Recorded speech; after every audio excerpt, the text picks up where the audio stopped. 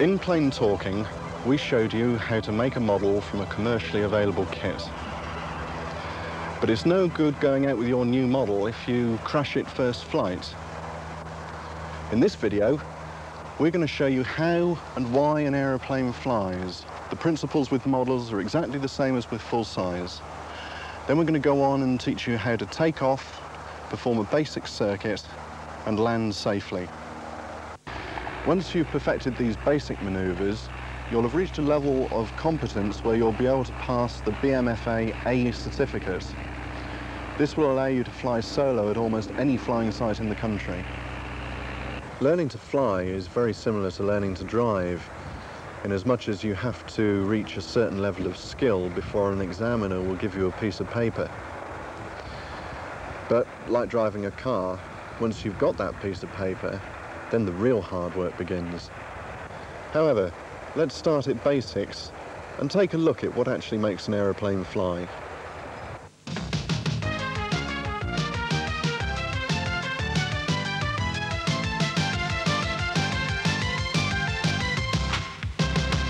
Take a good look at any model and you'll find that they all have certain characteristics that are the same.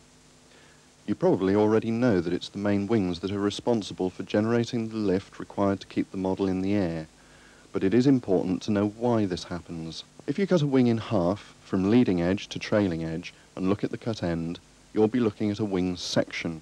As air moves over the wing, you'll see that, because of the shape of the section, the air must travel faster over the top of the wing to reach the trailing edge at the same time as the air passing straight underneath the wing.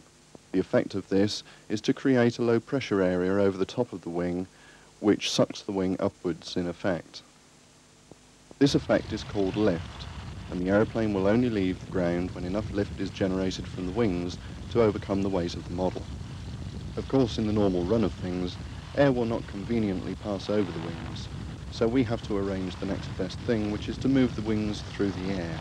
This forward movement is achieved by fitting an engine on the front with a propeller to pull the whole aeroplane forward through the air. There is a natural resistance to any forward motion through air, and this can be demonstrated by putting your hand out of a car window whilst it's moving. If you hold your hand vertically at 90 degrees to the wind, you'll feel a great deal of pressure on your hand, and you'll need quite a lot of force to hold your hand steady. If you hold your hand horizontally, so that your fingertips are pointing straight into the airflow, there will be considerably less pressure, although it will still be noticeable. This resistance to forward movement through an air mass is called drag, and the end result of all this is that the aeroplane will only move forward when the thrust generated by the propeller is greater than the drag generated by the aeroplane. There are basically four forces that dictate whether an aeroplane will fly or fall out of the air. Thrust must be great enough to overcome drag to move the aircraft forward to a sufficient speed where lift will exceed the weight of the model and the aeroplane will leave the ground and fly. Having left the ground, it's very rare for these four forces to exactly balance each other out. If they did, the aeroplane would fly straight and level without any change of direction. Since the forces are not exactly equal, we have to have a method of controlling the attitude of the model once it's airborne, not only to keep it flying in a stable manner, but in order to make the model go where we want it to.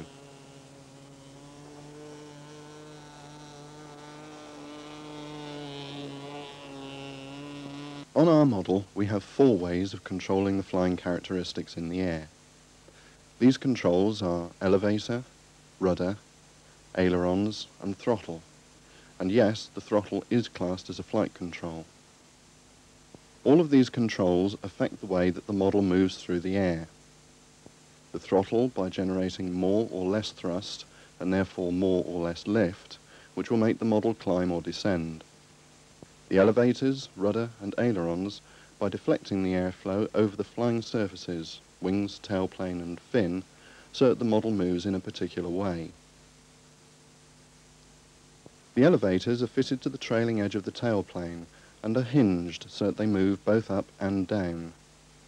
As the elevator moves upwards, the airflow is hitting it at an increased angle, creating pressure against the elevator and forcing the whole of the tail end of the model downwards. Similarly, if the rudder, which is hinged to the back of the fin, moves to the right, the airflow hits it with greater force, moving the whole of the back of the aeroplane to the left.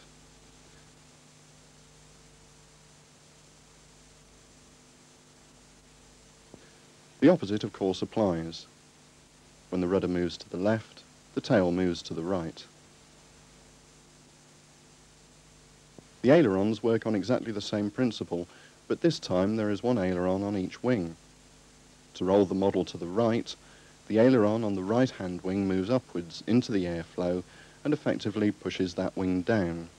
The aileron on the left-hand wing moves downwards into the airflow, effectively pushing the left-hand wing upwards. The combined effect of these two ailerons is to roll the aeroplane around a line drawn through the fuselage from the centre of the propeller back through the centre of the fuselage. Controlling the aeroplane in the air requires the use of a combination of all four of these controls. Sounds complicated? Well, like everything else, it becomes easier with practice, and it helps to know what to expect before we actually get out onto the airfield and start doing it for real. Before we actually fly the model, there are a number of things that must be checked. On any kit or plan that you buy, you'll see that there is a point marked somewhere which shows where the model should balance. It's usually somewhere around 1/3 the way back between the leading and trailing edge of the wing. We must make sure that the model balances in the right place, or it simply will not fly properly.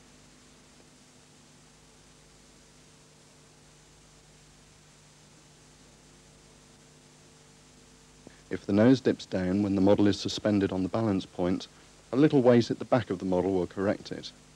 If the tail drops, then you will need weight at the front. This is known as balancing the model, and is something that should be done before every first flight of a new model and at regular intervals throughout its life.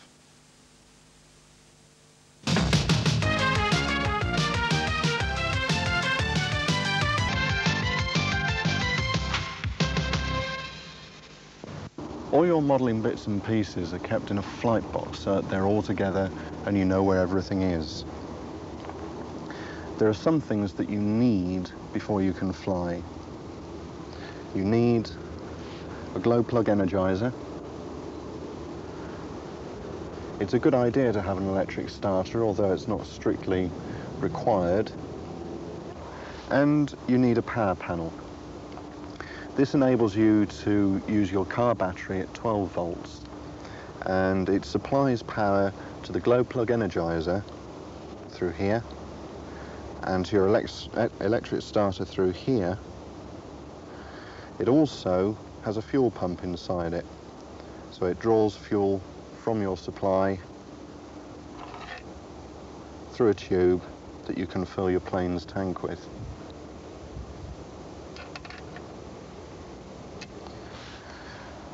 Before you leave home, make sure that the batteries in your transmitter and the in-flight power pack are either freshly charged if they're NiCads, or that they're fresh if they're ordinary cells.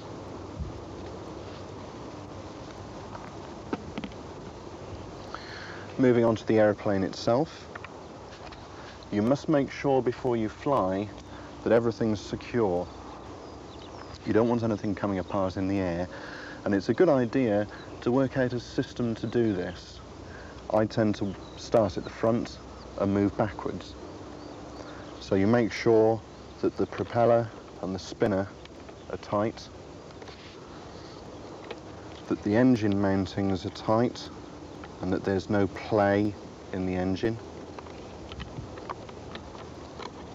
Make sure that the silencer is on tightly, and that all the fuel tubes are in place where they should be.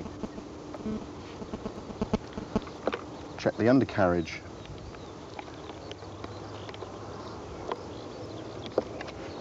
And then, moving to the radio bay, make sure again that everything is secure, that the clevises are tight and located in the proper places, that each servo is securely screwed down onto the bearers. Check the wing dowels. They're still glued in position. And then moving back again, check the fin and the tail plane and the moving surfaces, the rudder and elevator. Make sure that the hinges are still tight. Don't be afraid of them, give them a good tug. If they're going to come off, it's better that they come off now rather than in the air. Make sure the aerial is free, that's secure. And then move on to the main wings. The same check again. Make sure that the hinges are tight and that you have got full movement in the ailerons.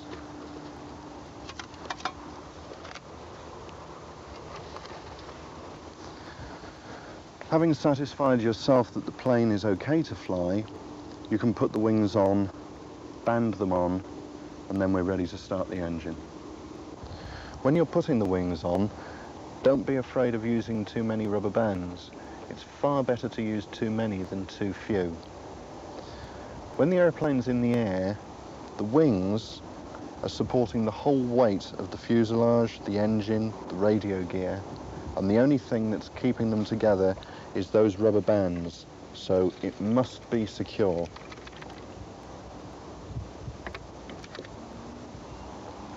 Before we start the engine, we have to fill it with fuel. You use the tubes that you installed into the model. This one is the filler tube. If we just push fuel through that into the tank, the air that's already in the tank has nowhere to go. So we have to have an air outlet, and we just pull the silencer tube off like that. Make sure that that silencer tube is tucked away, because when the tank fills, you'll get fuel coming through there. So,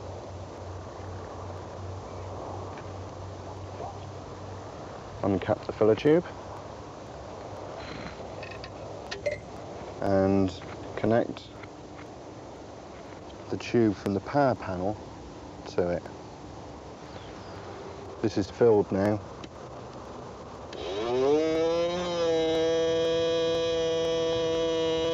And you'll see when it's full, because the fuel, there it is, overflows from that tube there. So now we can connect all these back up. That one goes to the silencer.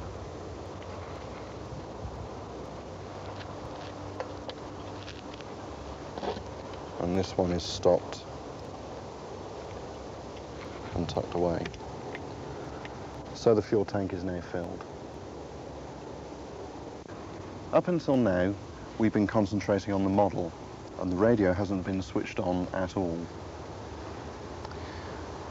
When you go flying, it's important to remember never to switch your radio on until you know that nobody else is operating on your frequency. If somebody's already flying and you switch your radio on, you could shoot them down. Different clubs have different systems for frequency checking.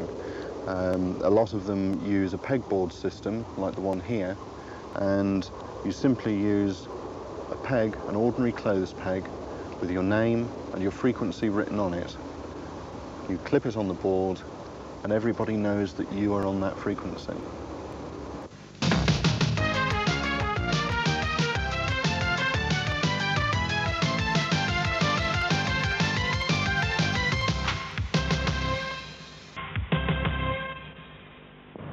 The two most popular ways in which transmitters are set out are called Mode 1 and Mode 2. The controls have exactly the same effect on the model whilst it's flying, but they're set out in a different way on the transmitter. With Mode 1, the aileron and throttle controls are on the right-hand control stick, and rudder and elevator are controlled on the left stick. This is commonly known as split stick, because the primary controls of aileron and elevator are on different sticks.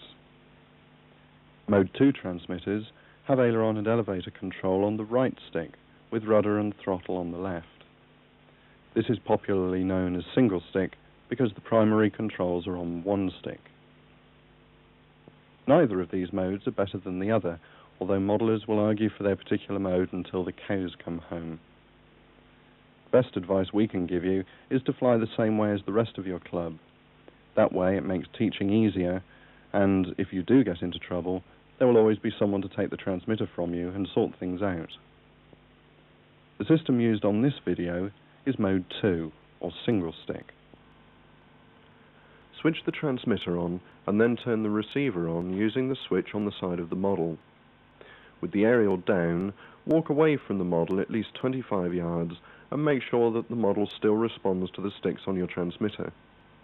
This is called a range check and should be done at the beginning of every flying session and any time when you feel that the batteries might be getting a little low.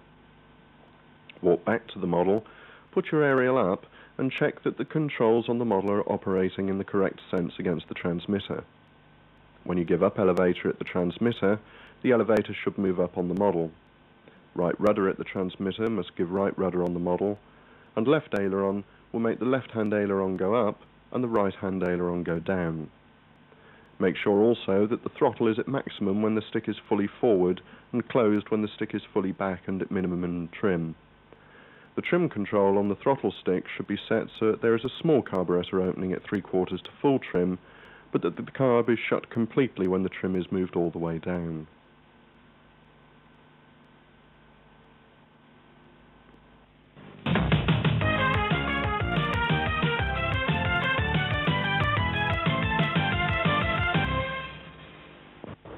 Switch the transmitter on first,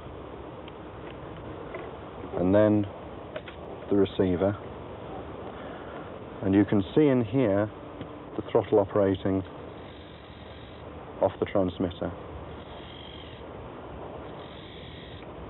That's idle, that's full power. To start it, we need about a quarter throttle. Before we connect the electrics up, we need to prime the engine. That is, get fuel from the fuel tank, through the fuel line, through the carburetor, and into the engine itself.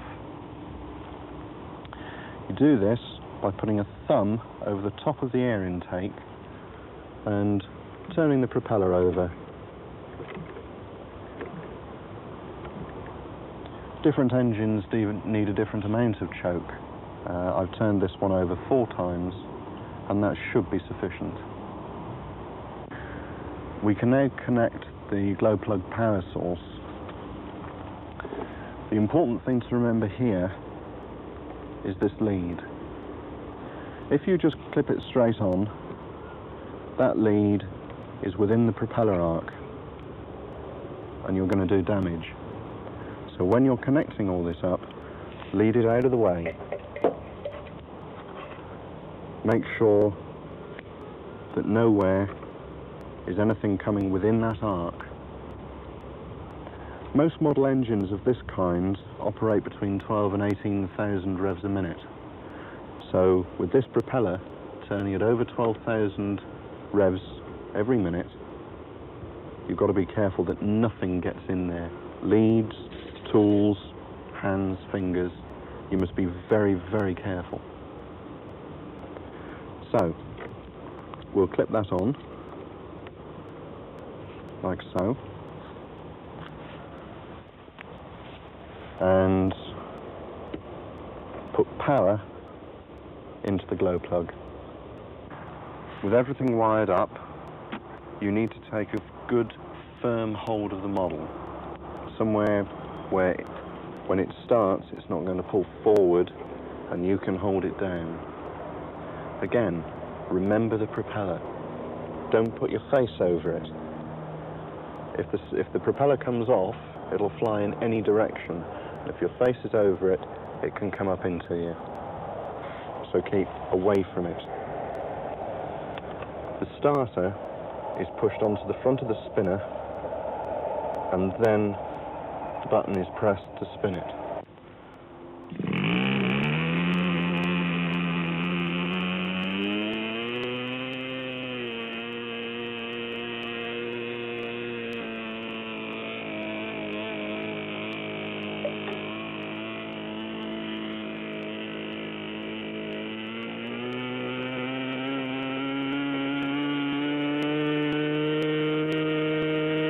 With the engine running, we need to adjust the mixture to make sure that the engine is going to be reliable in the air. We need both hands free to do this, so to keep the model safe, the best thing to do is to stand in front of the tailplane to stop the whole model from moving forward when we open the throttle. Open the throttle and adjust the mixture by turning the mixture screw on the front of the engine. This needs a lot of care because on most engines it's very close to the propeller, and you can imagine what will happen if you get your finger in there. Lean the mixture out until you get the maximum revs. Keep checking it, open and close the throttle, and make sure that the throttle response is good.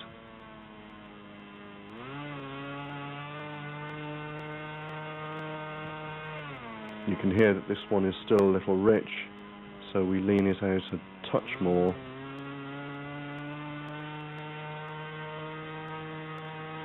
And once you're happy, back it off just a little, raise the nose of the model up and make sure that the engine doesn't cut.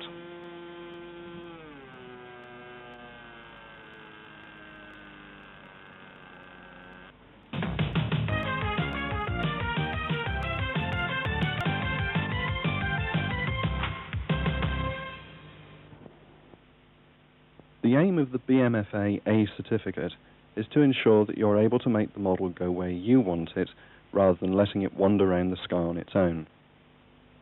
Circuit flying is your first introduction to this accurate control, and this is what we'll be looking at first. It consists of the takeoff into wind, a left turn at 90 degrees to the runway, another 90 degrees turn to the left for the downwind leg, another 90 degrees left turn for the crosswind leg, and then a final 90 degree left to return upwind in front of you. Make each turn as near a right angle as possible, maintaining the same height all the time and making the aeroplane go where you want it at the time that you want it to.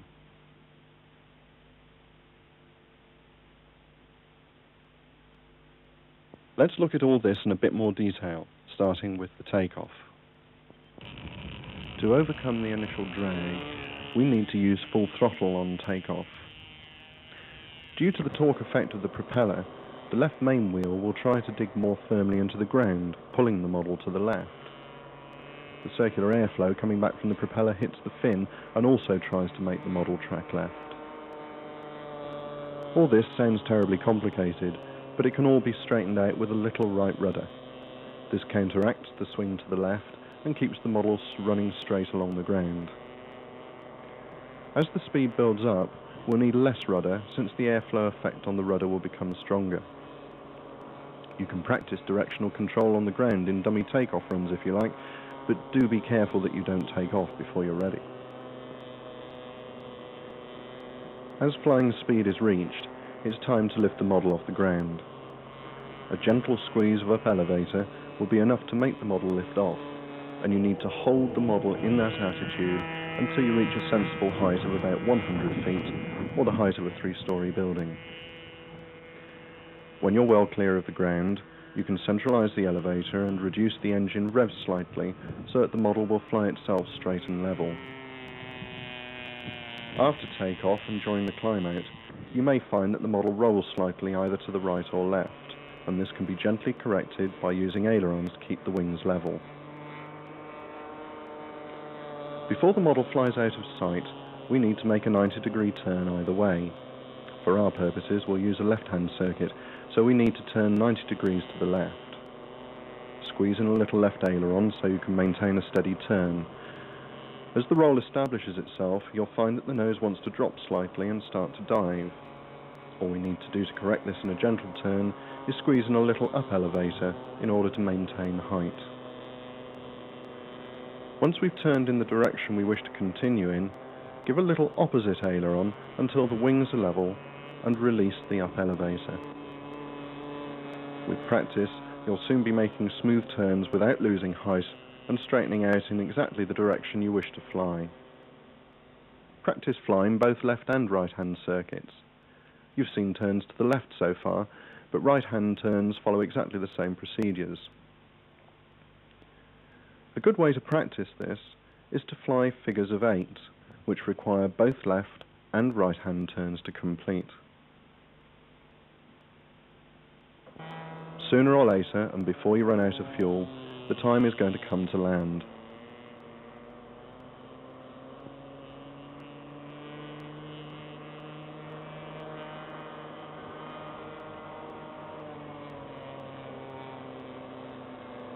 For some reason, this always seems to frighten potential pilots, but it's not a problem if it's approached in the right way. Like the takeoff, all landings must be made into wind. This makes the model much more controllable and means that you can land at a much lower ground speed, reducing the landing stresses on the model. Start your landing on the downwind leg of the circuit. Let's say that the wind is blowing from our right, so that in our left-hand circuit, the downwind leg will be flown when the model is passing from right to left in front of us. Keep a reasonable height on this leg, and just make sure that the model is stable and well under control. Pass the point where you want to land, and make a turn to the left, reducing throttle and allowing the model to lose height until you're at 90 degrees to the runway. Make a final left turn, still losing height, until the model is pointing straight along the length of the runway. As you fly over the point where your runway starts, close the throttle when the model is about 5 or 10 feet above the ground. As the model sinks lower and lower, let it come within a foot or so of the ground, and then gently ease in a little up elevator and fly it parallel to the ground at a height of just a few inches. Aim to keep the model flying as long as possible until the airspeed slows to a point where weight overcomes lift and the model simply skims onto the ground. Once safely down, control the direction on the ground with rudder, just as you did in the takeoff, until the model comes to rest. Congratulations, you've completed your first flight. Having brought the model back to the pits area, give yourself several minutes to stop shaking. It's a wonderful achievement to have controlled a model through a takeoff, circuit and landing, and that first time will never be forgotten.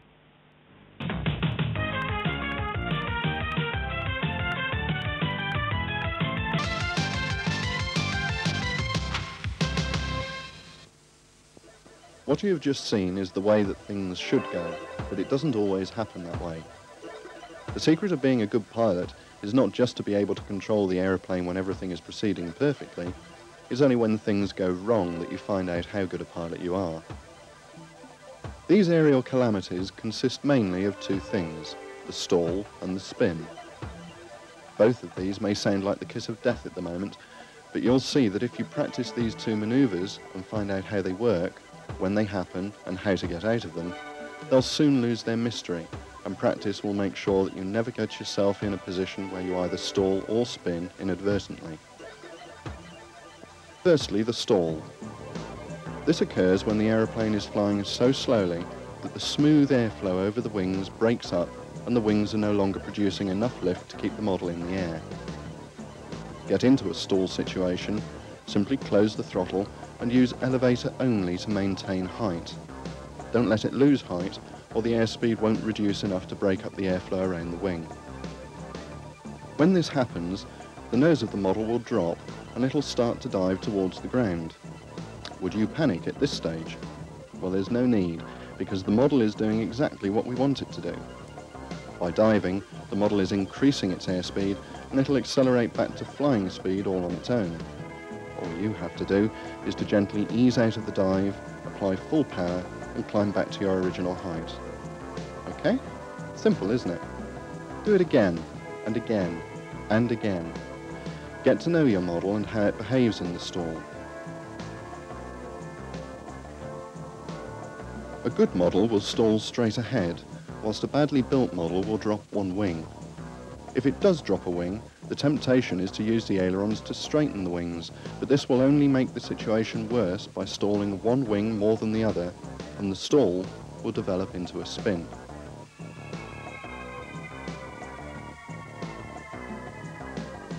You need the right circumstances before your model will spin, and of all the possible things that can happen to a model, the spin is probably the one manoeuvre that you must be proficient in. More models crash from inadvertent spins than from possibly any other cause. A spin is exactly what it sounds like. the model will rotate around its own centre point and spin downwards towards the ground. Why? Let's imagine flying the manoeuvre. You start the spin in exactly the same way as the stall. Reduce the throttle to idle and maintain your height with elevator. Just before the model loses all flying speed, put on full rudder and full up elevator. For the sake of argument, let's do a left-hand spin. So we have a low airspeed, full up elevator, and full left rudder. The rudder will yaw the whole model round to the left, which will effectively reduce the speed of the left-hand wing, stalling it even further, and increase the speed of the right-hand wing, giving it more lift. The speed won't be increasing because you're stopping your model from diving by holding in up elevator. You now have all the ingredients for a spin, and the model will spin down like a sycamore seed. To get out of this aerial calamity, all you have to do is to remove the circumstances that caused the spin in the first place. With most models, all you need to do is to let go of everything and let all the controls centralise. Most models will stop spinning almost immediately, and all you need to do is to ease out of the ensuing dive. With other models, you need to take positive action. So the first thing to do is to centralise the controls. If the model continues to spin, apply full opposite rudder, right rudder in our case, wait for a moment, and then feed in down elevator until the model stops spinning and dives in normal flight. Let the speed build up, but it's not until the model is straight and level that you should touch the throttle for the first time and start the climb back up to height. Spins to the right need exactly the same technique. Remember that the throttle must be at idle through the whole manoeuvre, otherwise it could be difficult, if not impossible, to stop the spin due to torque reaction. Stalls and spins may seem like advanced flying at this stage, but imagine this situation. You've decided to land and are turning finals at a fairly low airspeed. You realise that you're flying past the runway, so you steepen the turn. As you turn, the nose starts to drop as it does in any turn, and you apply more up elevator, slowing the model down even more. The conditions are now almost exactly the same as they were when we were trying to do it on purpose, except that this time you're very near the ground, and if you spin, the chances of having enough height to recover are very small. It's better to abort your landing and go round and try again than to get yourself into the situation where you may lose your model. There is one aerial calamity that most modelers accept as a matter of course, and that is running out of fuel in the air. This is known as a dead stick landing, and it's approached in the same way as a normal landing, with a little more forethought and care thrown in for luck. If you run out of fuel, then you have no choice but to land, so you should make a turn for the airfield immediately. Remember that you must land into wind, so you should head for the downwind end of the airfield so that you can make your approach at a reasonable airspeed and a lower ground speed. In this situation, it's better to roll into the far boundary slowly than hit the downwind boundary whilst you're still at flying speed. Since you have no power to help you if you get into trouble, your model should be approaching the runway at a slightly steeper angle than normal in order to maintain flying speed. And once you reach a few feet off the ground, you'll have to give a little more up elevator than usual in order to roll the plane onto the ground in the normal manner.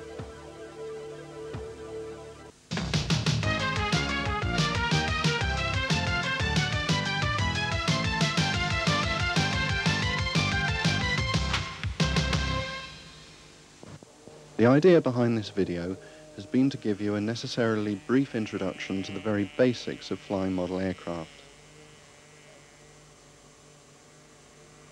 Once you've become proficient in the basic manoeuvres you've seen here, you'll be able to take the BMFA A certificate. The test is very straightforward and consists of starting the engine and carrying out the necessary safety checks, taking off and completing a left or right-hand circuit and overflying the takeoff area, flying a right-hand circle beginning and ending over the takeoff area, flying a left-hand circle beginning and ending over the takeoff area, flying a rectangular landing approach, and landing within a designated 30-metre area. All this will be much easier if you belong to a flying club. There are hundreds of these clubs, and the easiest way to find your nearest one is to visit your local model shop and ask there.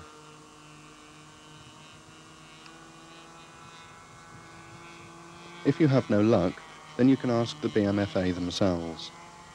Their address is Chacksfield House, 31 St Andrews Road, Leicester, LE2 8RE, or you can telephone them on 0533 44 0028.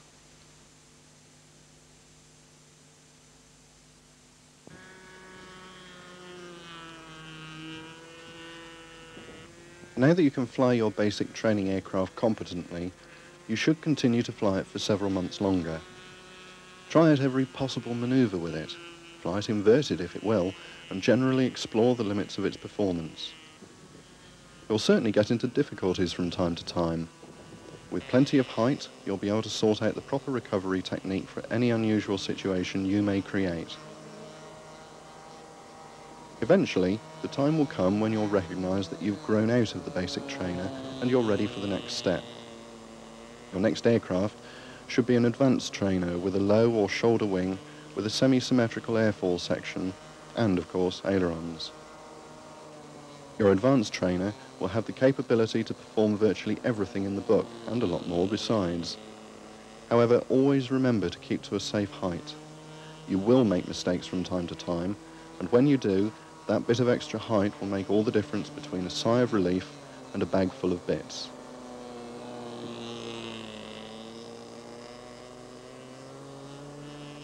Again, fly your model as much and as often as you can.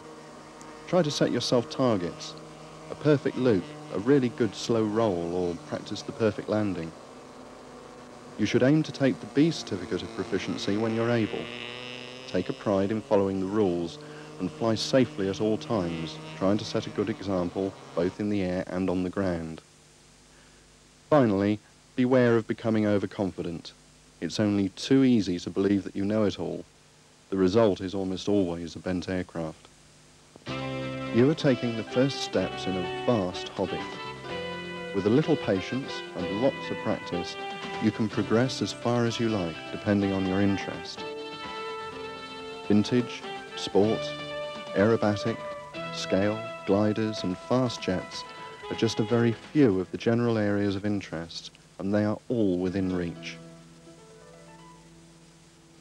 What you are seeing here is video footage from the Top Gun event held in Florida in 1991, where some of the world's top pilots gathered to put on a spectacular show. But as you watch, you'll see that every manoeuvre they make is made up of the basic skills that you've already learned: climbing, diving, turning left and right. With practice, you can do it too.